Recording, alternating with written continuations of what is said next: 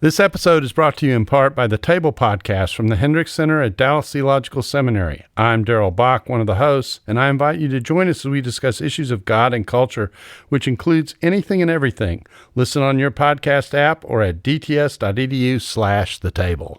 This episode is part of a long series about the rise of Christian fundamentalism in the United States up through the Scopes monkey trial and the life of William Jennings Bryan. It can stand on its own, but when you're done, go back and enjoy the rest of Season 5 for some context. Also, a warning about this episode.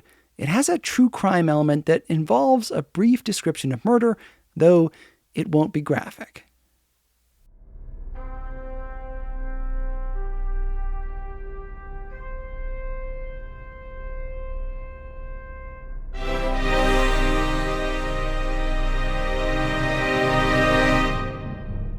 This song probably sounds familiar to you, maybe from the film 2001: A Space Odyssey. Elvis sometimes came out on stage to it. My dad bought new speakers when we were kids, and this is the song he blasted to test them out. It's something you hear at fireworks displays. It's epic, powerful, triumphant. But if you're like me until recently, you probably didn't know that this song has a deeper meaning.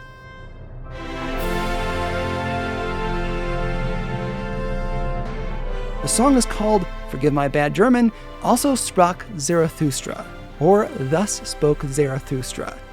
The song was composed by a German named Richard Strauss, who started work on it in 1896.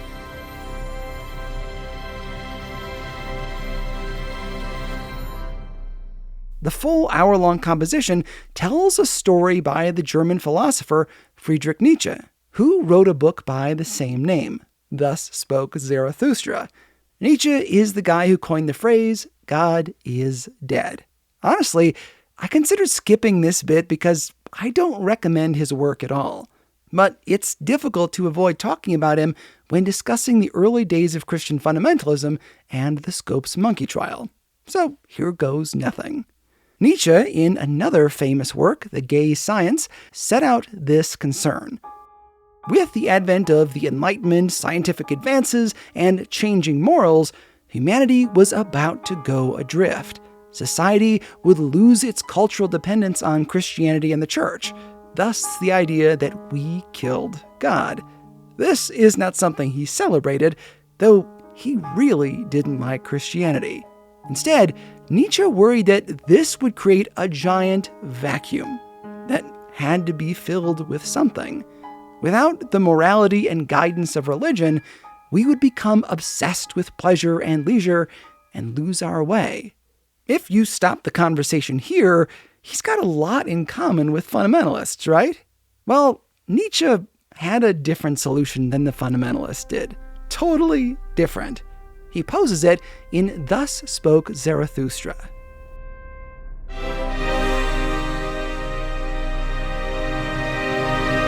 This song represents a sunrise, like it did in 2001: A Space Odyssey. It rises with this guy, Zarathustra, who considers himself a prophet, basking in the light. He thinks he's wise and runs down the mountain to a town where he shares his ideas. Zarathustra says humanity is basically a bridge between an old species and a new one, like a tightrope across a chasm. According to him, the only way to bridge that evolutionary gap is by ditching the morals of Christianity, like sexual purity and humility, and bettering ourselves through striving and dangerous living. Lust and power, in his mind, are not necessarily bad things. Nietzsche wrote this in a different book. The church fights passion with excision in every sense. Its practice, its cure, is castratism. That's worded in a confusing way. He means to say that the church wants to castrate people's urges. Charming guy, this Nietzsche. It never asks how can one spiritualize, beautify, deify a craving. It has at all times laid the stress of discipline on extirpation of sensuality, of pride, of the lust to rule, of avarice, of vengefulness. But an attack on the roots of passion means an attack on the roots of life. The practice of the church is hostile to life. Yeah, Nietzsche wasn't a fan of Christianity with its rules about human urges, or, for that matter, humility and service, bowing before God. Instead, we should live dangerously and strive for self-transformation. And by doing so, we could leap to the next stage of evolution, what he called the ubermensch, or Superman. According to him, our greatest goal was to evolve. The most careful ask today, how is man preserved? But Zarathustra asks, as the only and first one, how is man surpassed? Superman is my care. With me, he and not man is the first and only thing. Not the neighbor, not the poorest one, not the greatest sufferer, nor the best one. Oh, my brethren, what I can love in man is that he is a transition and a destruction. Nietzsche didn't want Jesus, but Napoleon. A strong leader, a legislator, and someone who could control people. Didn't care for religion, but could actually cow an organization as strong as the Catholic Church. Become a bridge between the old world and the new one. Nietzsche was not mentally well. How he died is still up for debate. It was likely either neurosyphilis or acute frontotemporal dementia, either of which may have accounted for his ideas. But these concepts live on. Now, this all probably sounds ethereal, far-fetched, as a lot of philosophy often is. What if someone got in their minds that they were the Superman? A superior evolution, someone smarter, stronger, braver than the rest of the rabble. An atheist who skirted traditional morality, above the law. Could they commit a crime so heinous as to draw the attention of the entire nation, and get away with it because they were superior? Two men decided to try. You're listening to the show that uses journalistic tools to look inside the Christian church. We press pause in the culture wars in order to explore how we got here and how we can do better. I'm Chris Staron, and this is Truth.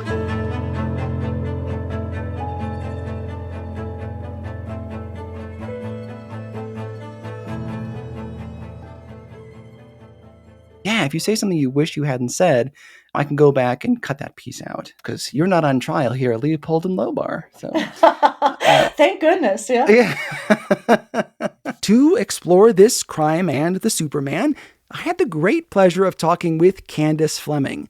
She's the author of so many books. My most recent book is Murder Among Friends, How Leopold and Loeb Tried to Commit the Perfect Murder. Last year, I had The Rise and Fall of Charles Lindbergh. The year before that, The Family Romanov, among others. So you've had a bunch of pretty heavy topics after writing children's books. And I have, yes, I have. So I started out with children's books, and I've moved on to young adult topics. Which surprised me because her book about this murder gets into some dark stuff. But I checked into it, and it is in the young adult section of my local library. Anyhow, our story today concerns two young men, Nathan Leopold and Richard Loeb, and one of the most famous trials of the 20th century. They both had very difficult childhoods, despite the fact that they were both they came from families that were unbelievably rich and unbelievably privileged and prominent families in Chicago, particularly Richard Loeb's father, who was the vice president of Sears Roebuck, which, Chicago was a huge industry in Chicago.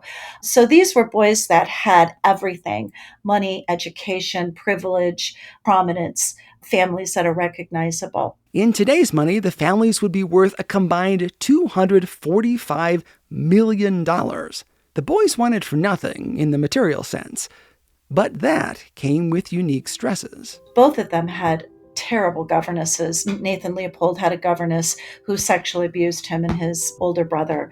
Richard had a governess that was demanding, insistent that he study all the time. Their parents, as was the fashion of the era with rich people, were largely absent. Richard, according to the record, he was more average, and yet he had a governess that pushed him and pushed him. Studying all the time. He wasn't allowed to play like other boys. He worked so hard, in fact, that he graduated high school at 15. He was handsome, smooth, good with women. Nathan was quieter, nowhere near as good looking, the most intelligent of the two, but without the confidence. He graduated high school early as well, and later became the youngest graduate of the University of Michigan at 17.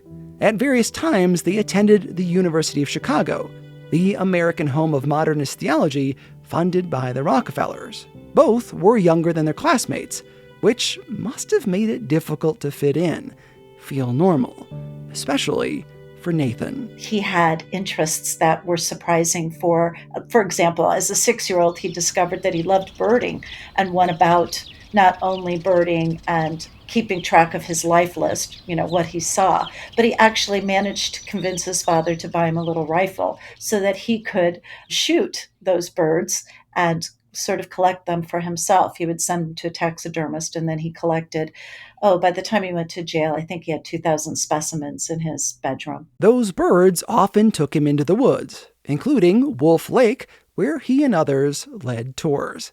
Richard and Nathan were an odd match as friends. One handsome and outgoing, the other shy and awkward. But they found each other. History hasn't really explained exactly where they met. The record, you can't find it. We think they met at a party where mutual friends of theirs from school introduced them. It's interesting that they had not met before, considering that they attended similar schools and lived in the neighborhood together, blocks from each other.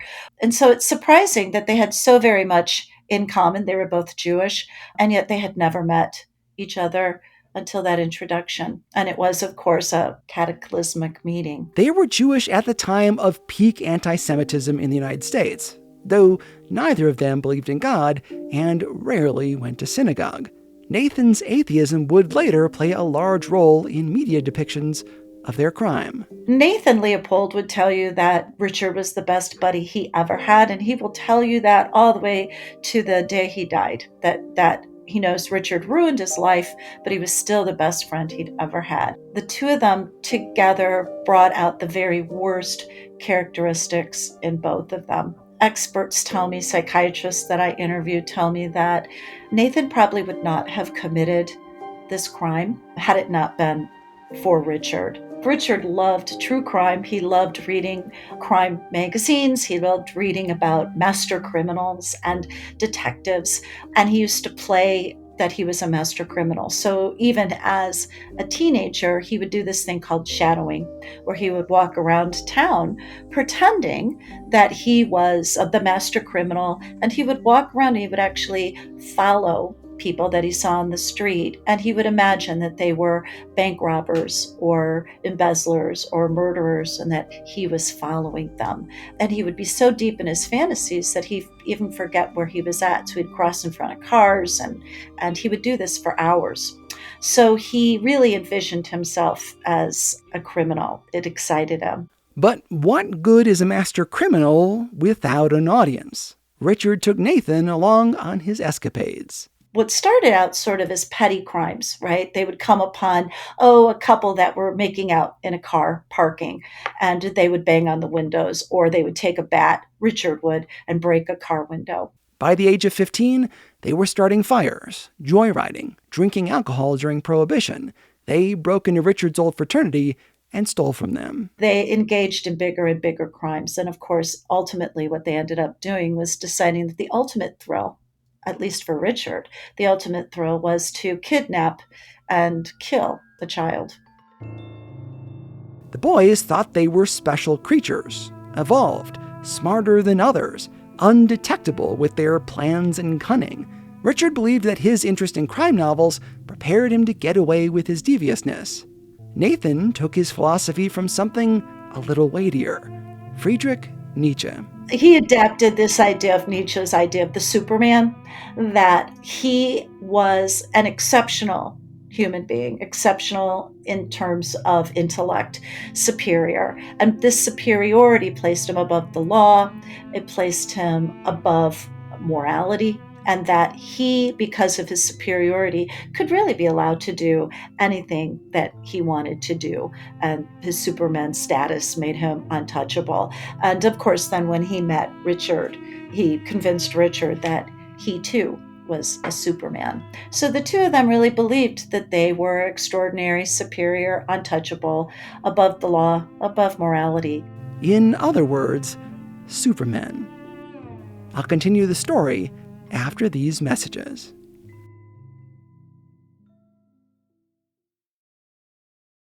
This episode is brought to you by No Small Endeavor, the acclaimed podcast from Great Feeling Studios and PRX.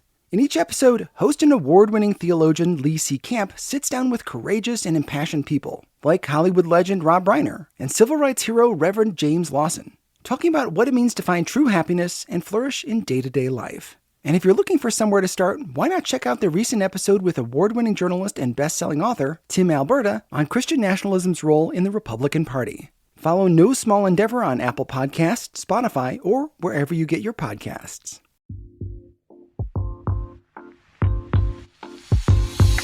This episode is brought to you by Our Daily Bread Ministries, a global media organization that makes the life-changing wisdom of the Bible understandable and accessible to all.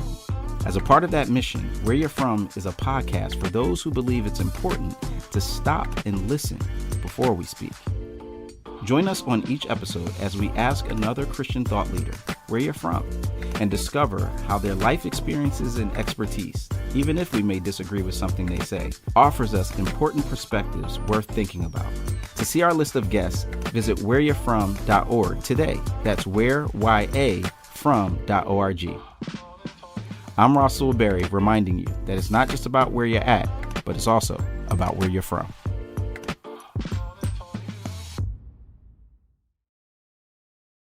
Leopold and Loeb planned the crime for 3 months, laying out intricate details, walking the course, timing various elements. They chose Wednesday, May 21st, 1924, for the murder. That day, Nathan went to class at the University of Chicago, where he was studying to be a lawyer. They drove around into their neighborhood of Kenwood, which is at the time was a very exclusive, expensive neighborhood in Chicago. They drove around the neighborhood in a car that they had rented under a false name, and they looked for an easy mark, so to speak, an easy kid to kidnap, a boy. They didn't have a particular victim in mind, but wanted a rich kid, someone whose parents had the money to pay the hefty ransom. It would be easy to find one in their own affluent neighborhood. They've spent a couple hours looking for a kid to kidnap, and they had not believed it would be this difficult to kidnap a child. And they spend a couple hours looking, and they're just about to give up. And Richard is beside himself. He really wanted to do this crime. And so he begs Nathan to take one more ride around the block. And that's when they see Bobby Franks walking home by himself after baseball practice. He'd been an umpire. Richard knew Bobby. They lived across the street from each other. They were cousins, and Bobby had played on his tennis court only one day before. And so he's easily gotten into the car. Richard says, I want to talk to you about that new racket that you had used the other day. Bobby gets into the car. They drive away.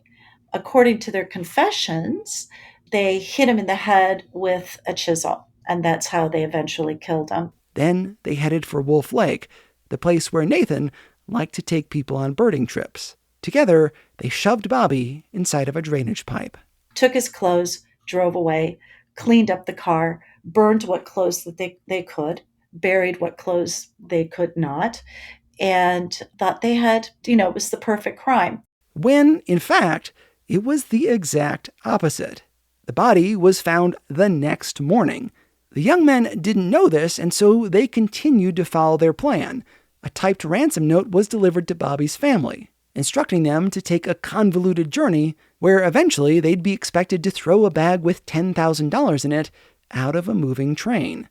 But Bobby's family never followed the instructions. The boy's body had already been discovered and turned over to police that morning, invalidating the need to pay a ransom. Leopold and Loeb had done a terrible job of hiding the victim, and the timing meant they'd never see the money. For two men convinced that they were superior beings, it was just one in a long list of obvious mistakes. One of the ones that really sticks out to me is that they didn't seem to have an alibi until after the crime. They never seemed to think that they would ever need an alibi. And part of this might feed into that whole Superman idea too, that they really seriously thought they were so superior, that the Chicago police were so bungling and below them that they would never, ever get caught. And so they never planned an alibi for the actual evening that they were out kidnapping and killing Bobby Franks. They also didn't have a particular victim in mind, committed the crimes in their own neighborhood where they'd be likelier suspects. They even spoke with people they knew that day, not far from the place where Bobby had been taken. When they dump Bobby's body at Wolf Lake, Nathan drops a pair of glasses that he never wore at the scene, right there by the body. So they're picked up the very same day that the body is found. So we have this pair of glasses. And to make it even worse, there's only 3 pairs of those glasses that have been sold in the Chicagoland. Doesn't take police very long to trace those glasses back to Nathan. And the culvert where they stashed the body is someplace Nathan was known to frequent, not far from a road. So they're picking places that they're known to go, they're known to live. They leave evidence. They type the ransom note on a typewriter. They actually stole from the fraternity at the University of Michigan. It had faulty keys so that some letters were printed darker than others. During the investigation, the fraternity handed over some of the study notes that Nathan had typed on the machine. They matched the ransom note exactly. At the time, the Chicago Police Department was known for its corruption. This was during Prohibition, when law enforcement was often on the take from the mob. Jobs were given out to friends or for bribes, and there wasn't much training. Yet it only took them 8 days to solve the crime. It's no surprise. Richard actually helped in the investigation. He actually knows a couple of guys that are reporters. They're students were students at the university with him. And he knows them, and he actually makes suggestions about where the kidnappers might have called from, what drugstore. And he actually suggests to these reporters that they should all go together. Richard will go with, and they'll check out various drugstores that the kidnappers must have called from. He actually helped reporters put together clues about a crime he committed.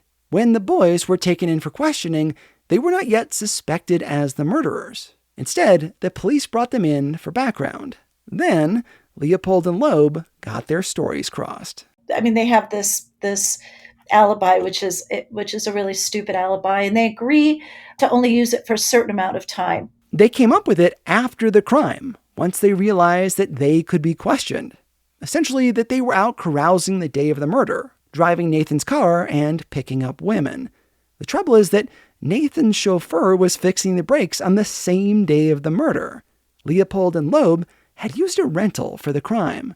The chauffeur went to the police to prove their innocence, unwittingly contradicting their alibi.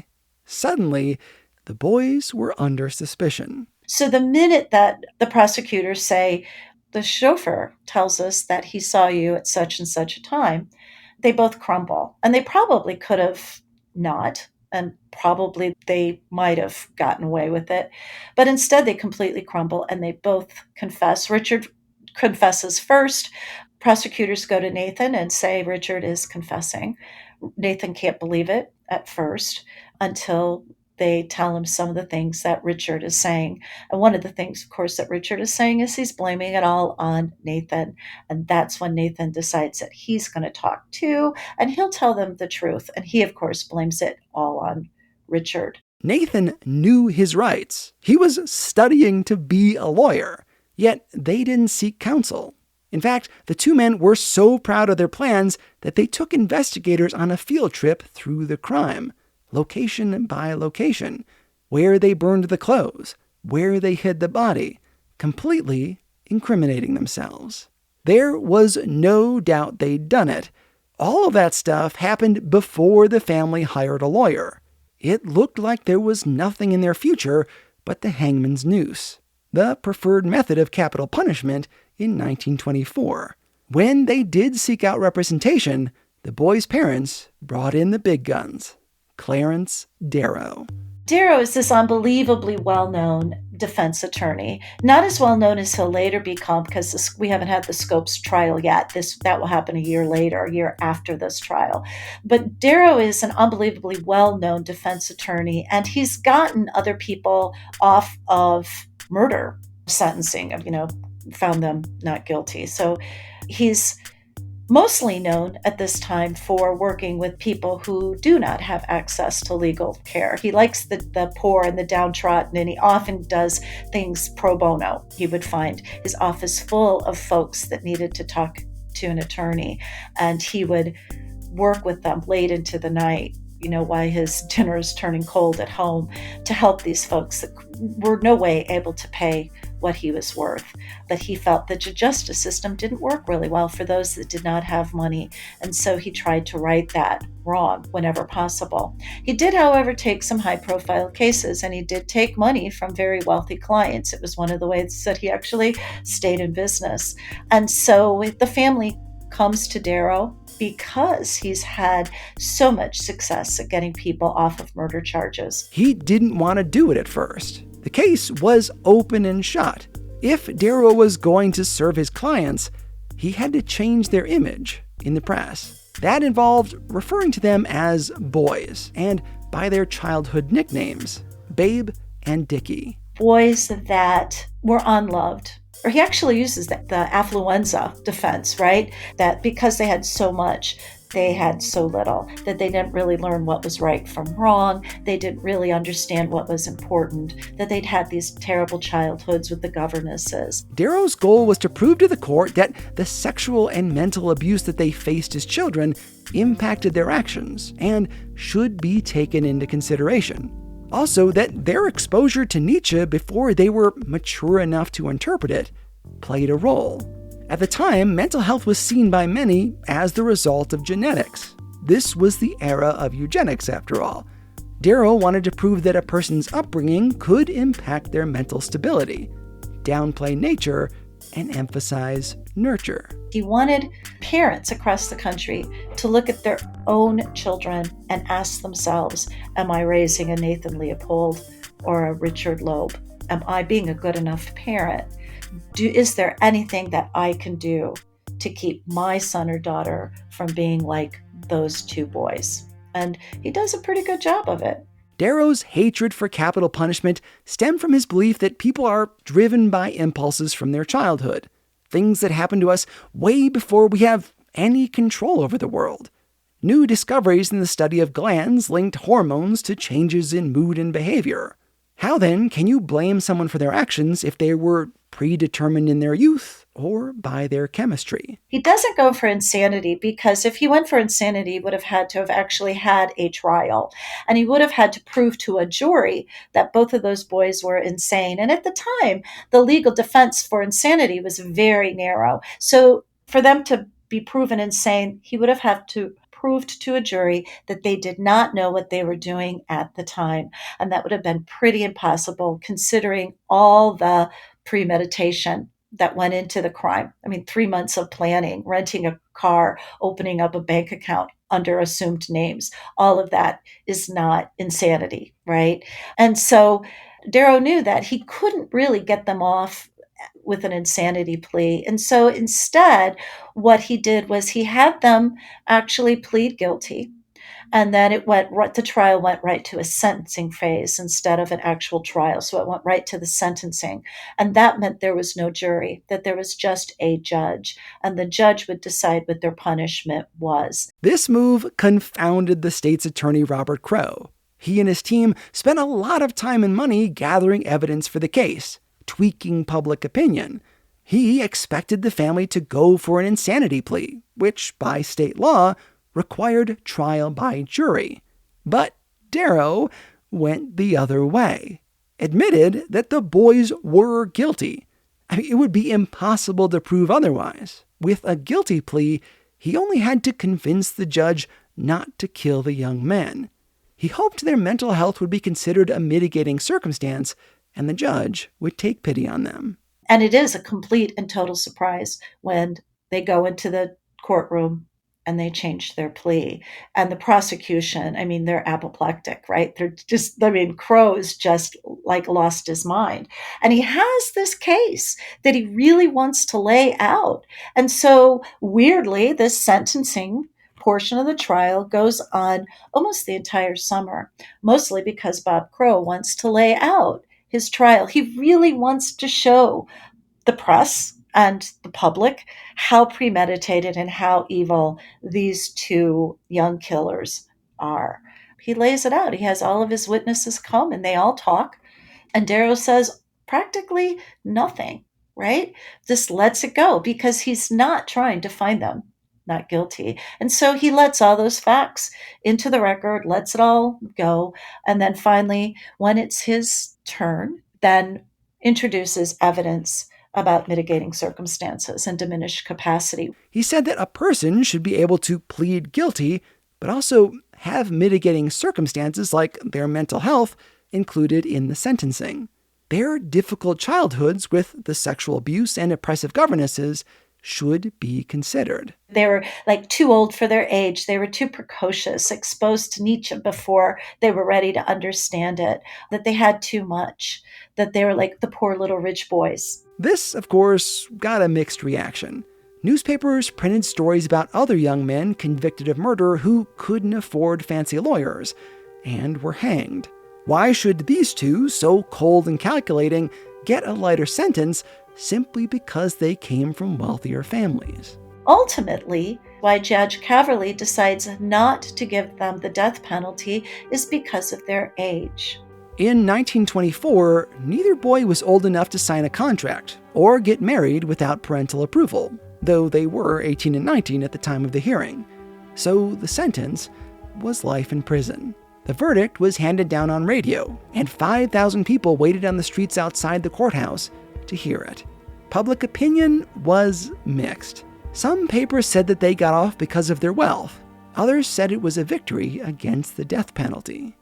Leopold and Loeb's lives in the Cook County Jail were pretty easy. Their parents had 3 meals a day delivered from a nearby restaurant. They played baseball. Prison was another story.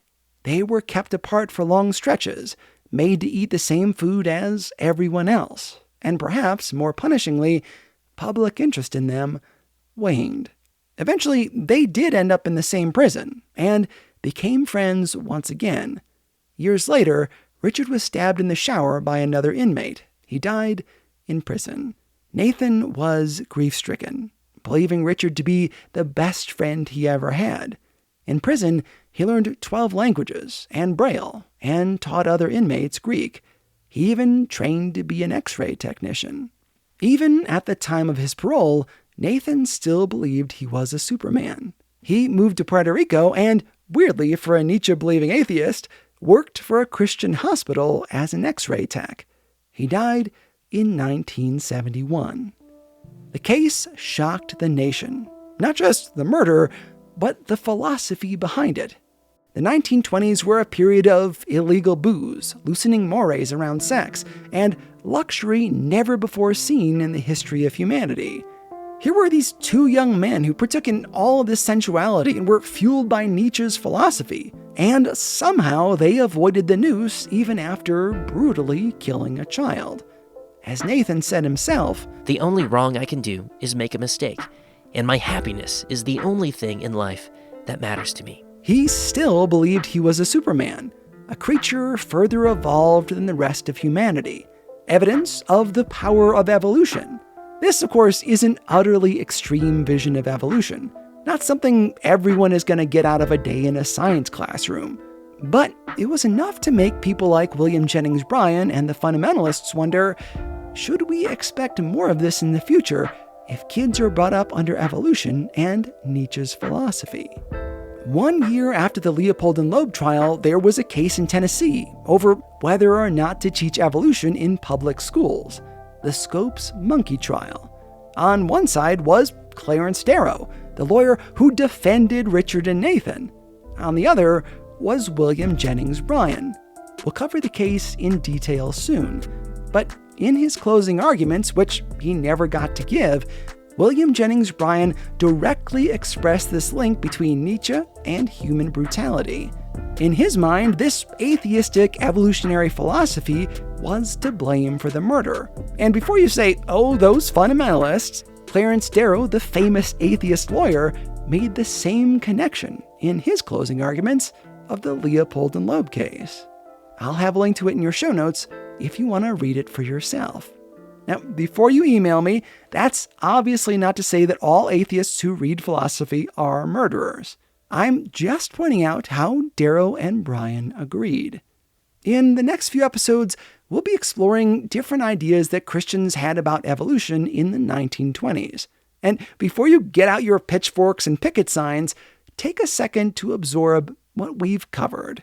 The 1920s were a time of massive change in society.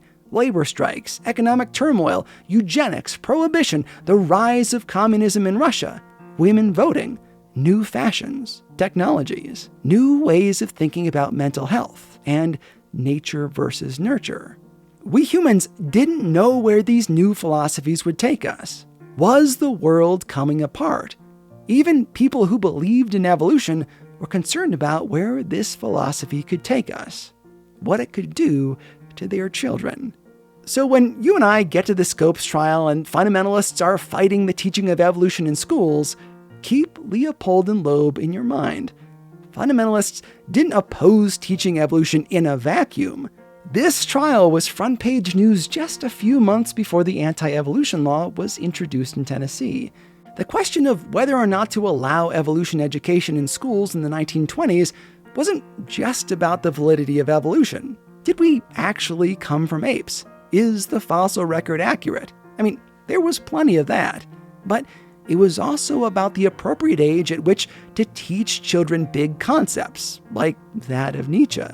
Whether you agree with them or not, there was concern, like real concern, that if we taught kids these ideas too early, they might end up like Leopold and Loeb.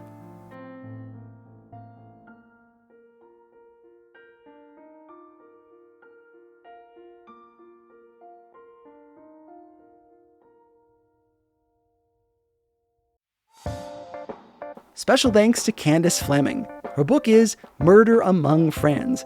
She is a delight to talk to.